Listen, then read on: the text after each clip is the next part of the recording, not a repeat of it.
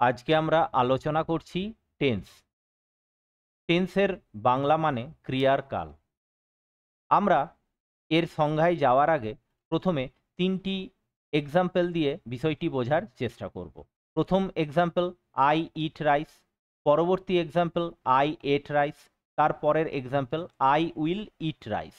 প্রথমে আমরা যখন আয়ের পর ইট ব্যবহার করলাম তখন সেটি ছিল একটি প্রেজেন্ট অর্থাৎ বর্তমানকালের উদাহরণ। নেক্সট, ইটের পরিবর্তে আমরা যখন এট ব্যবহার করলাম তখন সেটি হয়ে গেল একটি পাস্ট অর্থাৎ অতীতের উদাহরণ। আর তারপরে যখন আমরা সেই জায়গায় উইল ইট ব্যবহার করলাম তখন সেটি হয়ে গেল একটি ফিউচার বা ভবিষ্যতের উদাহরণ। অর্থাৎ বাক্যের মধ্যে থাকা ভার্বটিকে পরিবর্তন করে দিলেই বাক্যটিকে আমরা বর্তমান থেকে অতীত এবং অতীত থেকে ভবিষ্যতের এক জায়গা থেকে অপর জায়গা সহজেই নিয়ে যেতে পারছি। এই পদ্ধতিকেই বলা হয় টেন্স। আমরা পরে চলে যাচ্ছি টেন্সের ভাগ কি কি। প্রথমে টেন্সের মূল ভাগ হলো প্রেজেন্ট, পাস্ট এবং ফিউচার। প্রত্যেকটি ভাগের আবার চারটি করে ভাগ আছে, যেরকম ইনডিফিনাইট, কন্টিনিউয়াস, পারফেক্ট এবং পারফেক্ট কন্টিনিউয়াস। অর্থাৎ মোট ভাগ সংখ্যা 12টি। প্রেজেন্টের 4টি, পাস্টের 4টি এবং ফিউচারের 4টি। আজকে আমরা প্রথমে প্রেজেন্টের যে 4টি ভাগ সেই 4টি ভাগ সম্পর্কে আলোচনা করব।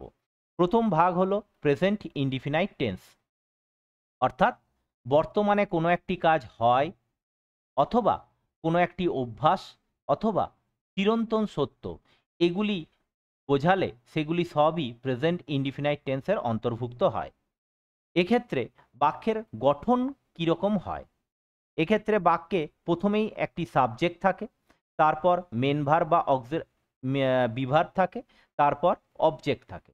যেরকম উদাহরণে আমরা দেখতে পাচ্ছি আই অর্থাৎ প্রথমেই একটি সাবজেক্ট, তারপর ইট একটি ভার্ব এবং তারপরে রাইস অবজেক্ট।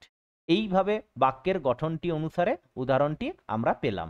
অর্থাৎ আমি ভাত খাই, এটি বর্তমানের সাধারণ একটি কাজ যেটি হয়ে থাকে সেটি বোঝাচ্ছে।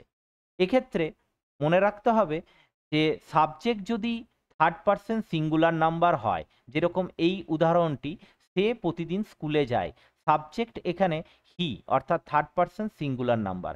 এই ধরনের উদাহরণে আমরা ভার্বের পরে এস বা ইএস যোগ করে থাকি। আমরা এই উদাহরণে গোয়ের সঙ্গে ইএস যোগ করেছি, উদাহরণটি হয়েছে গোজ। পরবর্তী পর্যায়ে আমরা চলে যাচ্ছি প্রেজেন্ট কন্টিনিউয়াস টেন্স।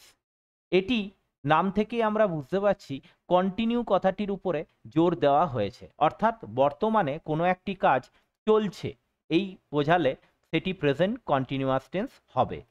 এক্ষেত্রে স্ট্রাকচারে আমরা প্রথমেই দেখতে পাচ্ছি সাবজেক্ট, তারপর হচ্ছে বিভার্ব। এই বিভার্বের অন্তর্ভুক্ত বিভার্বগুলি হলো অ্যাম, ইজ, আর এবং পরবর্তী পর্যায়ে হচ্ছে ভার্ব প্লাস আইএনজি এবং শেষে অবজেক্ট।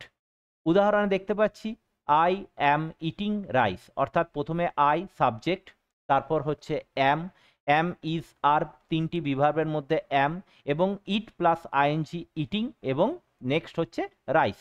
তাহলে আই অ্যাম ইটিং রাইস, আমি ভাত খাচ্ছি। এই কাজটি চলমান একটি কাজ যেটি বর্তমানে হচ্ছে।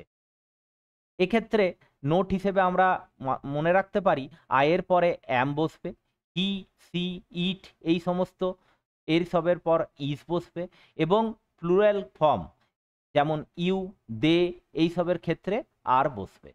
নেক্সট চলে যাচ্ছি present perfect tense. Present perfect tense হচ্ছে কোনো একটি কাজ শেষ হয়েছে অথচ তার ফলটি বর্তমান আছে, এই ধরনের ক্ষেত্রে আমরা প্রেজেন্ট পারফেক্ট টেন্স ব্যবহার করি।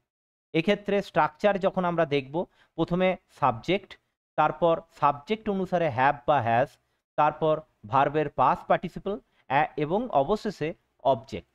যেরকম উদাহরণ আমি ভাত খাইয়াছি, তাহলে এটা কি, যে ভাত অলরেডি আমার খাওয়া হয়ে গেছে, তার ফল, অতএব ভাত খাওয়ার পরে আমার পেট ভর্তি রয়েছে, তো এই যে ফল, এই ফলটি বর্তমান রয়েছে।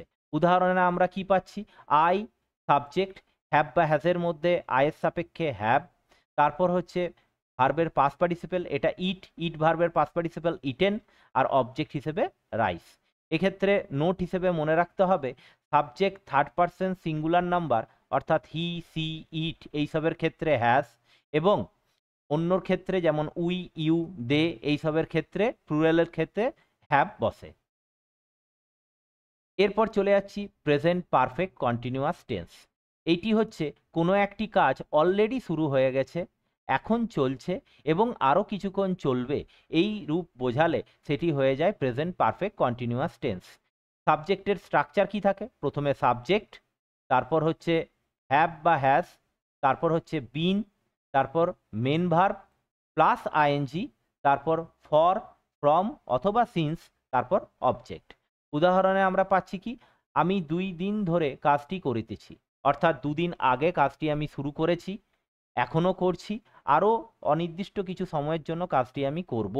সেক্ষেত্রে উদাহরণ হলো কি, আই, তারপর সাবজেক্টের সাপেক্ষে হ্যাভ, তারপর বিন, তারপর ভার্ব প্লাস আইএনজি, তারপর অবজেক্ট, তারপর ফর বা ফর্মের মধ্যে ফর এবং সময় 2 days।